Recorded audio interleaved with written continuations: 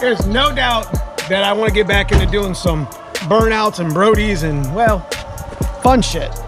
In order for us to get back on the street and get back into doing those cool ass burnout videos, we got a couple things that we got to switch up. So we have some upgrades going on back here on the table we'll get into right now.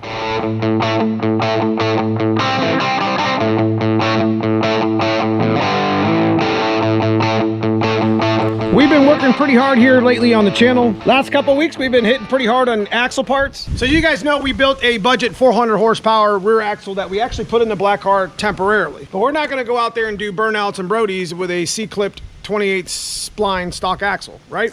We're going to be installing a 8/8 brace that we got from Team Z. And we're also gonna be quadrant welding the tubes after we put the brace on. Part of the junkyard axle build, but in order for us to do any of that build, we gotta brace it up first. You technically don't have to go out and buy that brace. You can fabricate it yourself, much like we did in the old axle here. All I did was make this bar from like an inch and a quarter chrome moly that I got from Summit Racing. But Team Z opted to send us a brace, so we're gonna use it.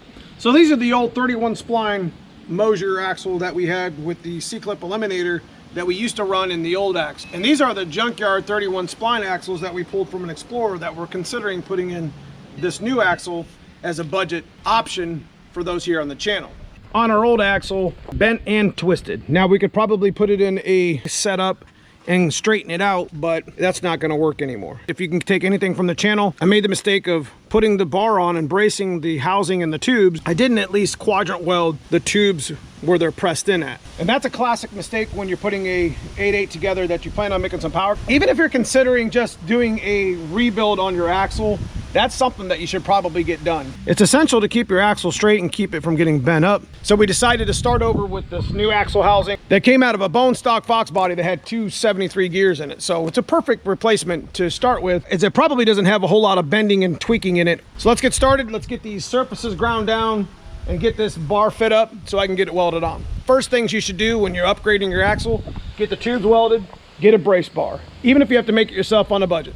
Here in a few minutes, we're gonna have to pull all these bearings out because we're gonna have to actually chop by this flange so we can fit the C-clips. And how we're gonna brace this axle up to where we can do a little bit of welding using the old spool and the axles to get it to sit still. So when I'm tack welding it, it's not gonna twist around. So I'm gonna clean up these areas. I'm gonna quadrant weld this tube after I brace it and put the axles back in to give it some stability.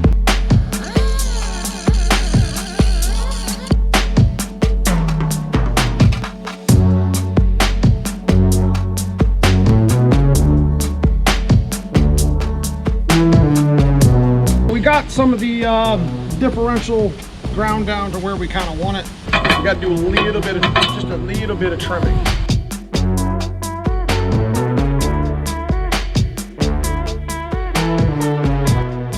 So I'm just going to take a guess here, and judging by the way these were cut, I know I just shaved them down, but there's like a little bevel to them. I'd rather have this bend center with the actual gears.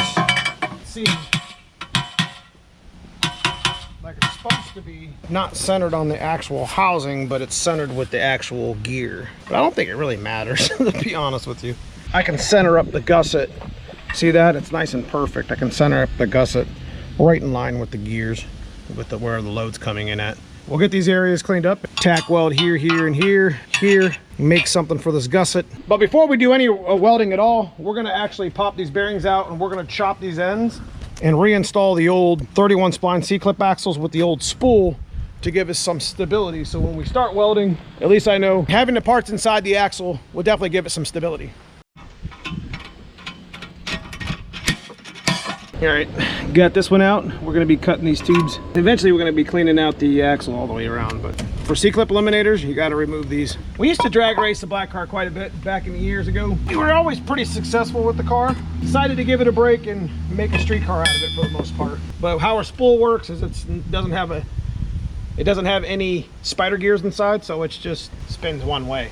So when you go around a corner, you hear it. We're gonna be putting that junkyard 31 spline diff in, driving the shit out of our car, which we already have this year.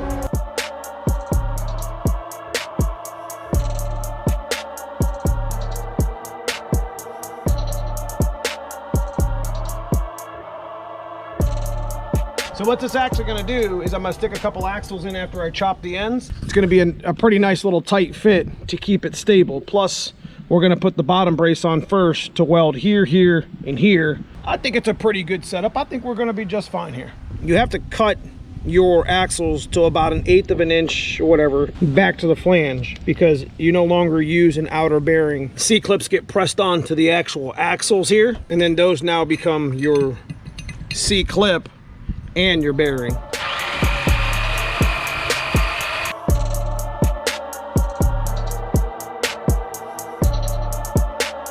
Give you any sort of idea how thick axles really are. Yeah. So cutting through them with a sawzall takes a minute. But we'll go ahead and clean this edge up real quick, and then we'll put a C-clip eliminator axle in there and see what I'm talking about.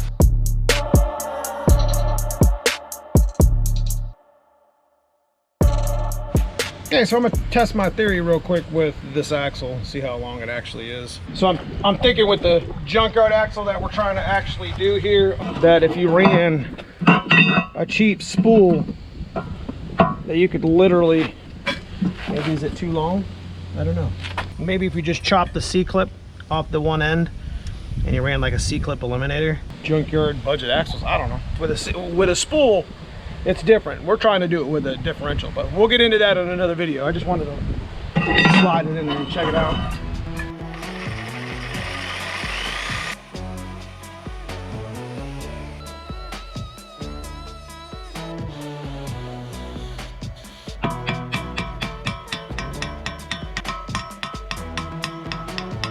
Okay, it doesn't really matter what side is which. I'm gonna go ahead and slide these axles into the spool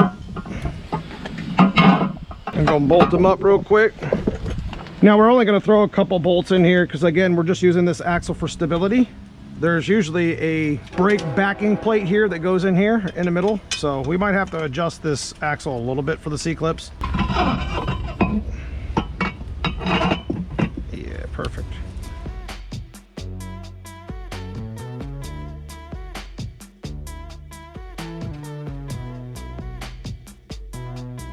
So now that I started getting some of these welds done here in gusset, we're gonna actually start doing our quadrant welds real quick on our tubes. And then we're just gonna go and just weld the whole damn thing for the most part. So stick around, see you at the end.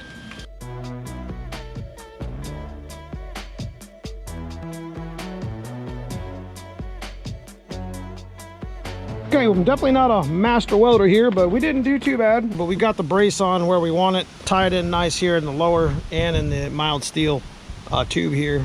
Got a nice little gusset here and welded over there.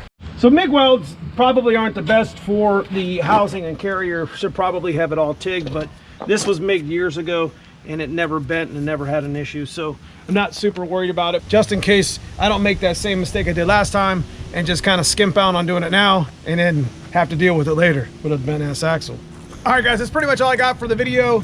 Bracing your axle is super important when you're starting to rebuild your axle. So if you take anything from this video, if you're getting ready to rebuild your axle, gonna put some gears in it or whatever, grab this brace, make your own brace, whatever. Weld up your tubes, doesn't take too long. If you're just a hobbyist like me, know a little bit about welding, you can get most of it in by yourself. Care of at least enough to handle most horsepower that's out there, up to like 750 or so.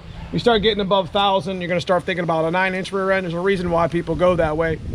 You got to think about other major bracing to the axle. If you guys enjoy this sort of content, leave me a thumbs up, leave me a comment below, and let me know what you think. Consider subscribing to the channel, hit that join button, as the members of the channel get exclusive access to other content. Check out neomustangs.com for some t-shirts and hats. We'll see you soon in the next video. Thanks for watching.